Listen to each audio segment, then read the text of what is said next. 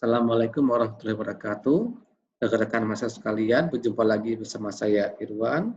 Kali ini kita akan mempelajari mengenai Pancasila sebagai dasar dalam pengembangan iptek di Indonesia, ilmu pengetahuan dan teknologi. Kita akan bertemu sebanyak 2 sesi dan ini adalah sesi yang pertama. Baik, saya akan memberikan materinya, saya coba share.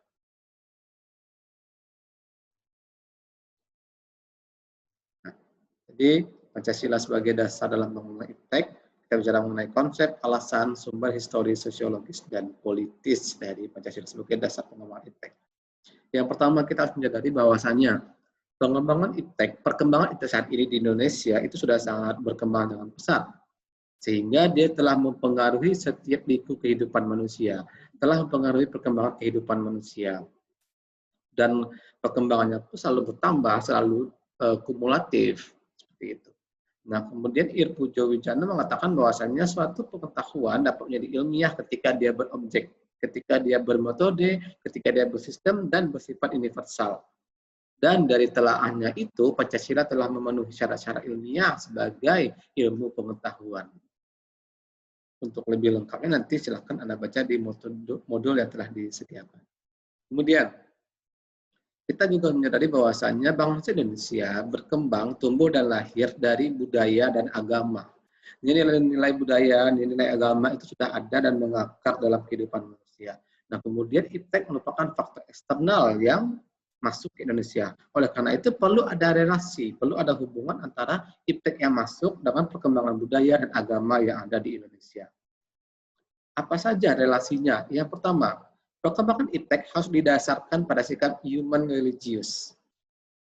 Human berarti manusia, kan manusia, religious berarti agama. Artinya, perkembangan iptek di Indonesia, perkembangan teknologi, perkembangan pengetahuan, harus didasarkan pada sikap untuk membangun nilai-nilai budaya. Harus berdasarkan pada sikap-sikap yang religius. Tidak bisa lepas iptek dari dua aspek itu. Karena iptek bukan sesuatu yang bebas nilai. Kemudian yang kedua relasinya adalah iptek yang lepas dari norma budaya dan agama, nah, antitesis dari yang pernyataan pertama tadi, maka yang muncul adalah sekularisasi atau pemisahan. Pemisahan antara iptek hanya berkembang ipteknya saja, sementara agama dan budaya juga berkembang di bagian saja, atau tidak ada korelasi. Nah, itu tidak bisa di Indonesia. Antara iptek, budaya, dan agama itu akan selalu sejalan, tidak bisa dipisahkan, karena kita bukan negara yang sekuler. Yang ketiga, iptek harus dapat menempatkan nilai agama dan nilai budaya sebagai mitra dialog. Artinya, perkembangan iptek yang datang ke Indonesia, perkembangan teknologi, perkembangan dunia kesehatan, itu harus menjadikan agama dan budaya yang ada di Indonesia sebagai mitra dialog, sebagai ajang untuk bertukar pikiran, apakah pengetahuan yang dikembangkan, apakah teknologi yang ada itu sesuai, bisa diterima, budaya bisa menerima, agama bisa menerima. Jadi jangan sampai ada pertentangan antara ketiganya. Kemudian, lantas bagaimana sih sebenarnya konsepsi Pancasila sebagai dasar pengembangan ilmu pengetahuan di Indonesia? Nah, ada 4. Yang pertama, iptek harus tidak bertentangan dengan nilai yang terkandung dalam Pancasila. Ini sangat ditegaskan sekali ya. Iptek harus tidak bertentangan, artinya harus sesuai dengan nilai-nilai yang terkandung dalam Pancasila. Yang kedua, bagaimana menyertakan nilai-nilainya tersebut? Iptek harus menjadikan Pancasila sebagai faktor internal dalam pengembangan iptek. Jadi ada internalisasi nilai-nilai ketuhanan, nilai kemanusiaan, nilai persatuan, nilai-nilai keadilan, nilai kemanusiaan, dan kerakyatan ke dalam perkembangan dari iptek tersebut. Yang ketiga, nilai Pancasila berperan sebagai rambu normatif. Rambu normatif artinya manakala pengetahuan, manakala teknologi itu mulai melenceng, maka ada rambu-rambu Pancasila yang harus diikuti. Nah, jadi iptek nggak bisa berkembang seenaknya, pengetahuan nggak bisa berkembang seenaknya di Indonesia. Gitu. Ada batasan-batasan, ada rambu-rambunya, itulah Pancasila. Yang keempat, pengembangan iptek harus berakar dari budaya dan ideologi negara. Jadi akar dari perkembangan iptek, jadi asal muasal iptek itu bisa berkembang itu harus dari berdasarkan pada nilai budaya dan agama, nilai budaya dan ideologi. Itu konsepsi Pancasila sebagai dasar dalam pengembangan iptek. Dan kemudian kita bicara mengenai sumber historis, sosiologis, dan politis Pancasila sebagai dasar pengembangan iptek di Indonesia. Sumber yang pertama sumber historisnya. Nah, sudah paham dong kalimat ini.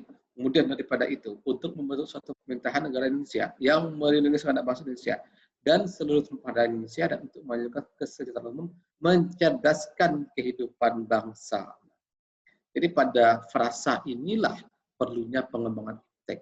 Pada frasa inilah perkembangan iptek menjadi hal yang wajib, menjadi hal yang dituju, menjadi tujuan dari Indonesia sendiri.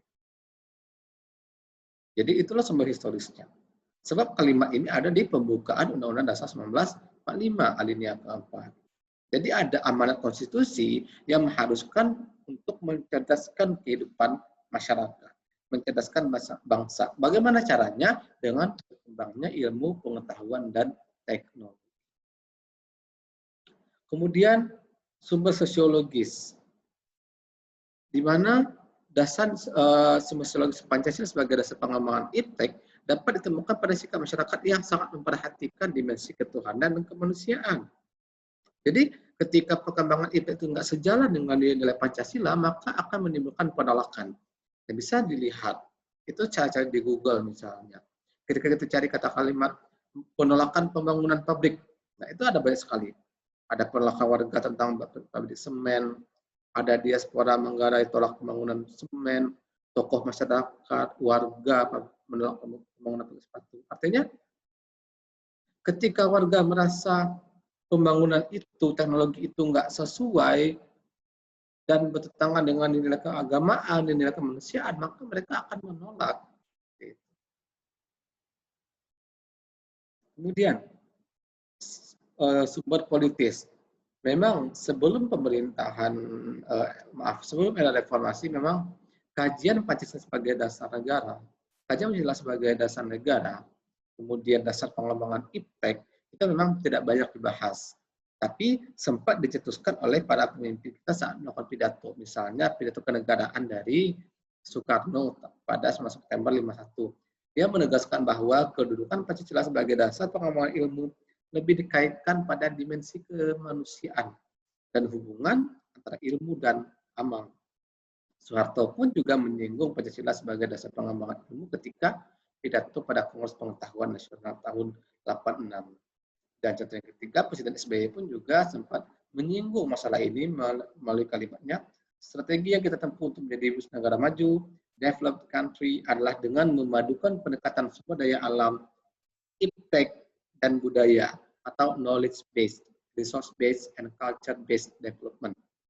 Nah, jadi para pemimpin bangsa itu sudah menyinggung mengenai pentingnya Pancasila sebagai dasar dalam pengembangan ilmu pengetahuan. Nah, sekian video singkat saya. Untuk lebih lengkapnya, lebih jelasnya silakan baca dari modul yang telah disediakan. Anda pun diberi kebebasan untuk mencari sumber-sumber bacaan lain sepanjang sumber-sumber itu dapat dipertanggungjawabkan dan bersifat ilmiah. Terima kasih atas perhatian. Selamat pagi, siang, atau selamat sore. Assalamualaikum warahmatullahi wabarakatuh.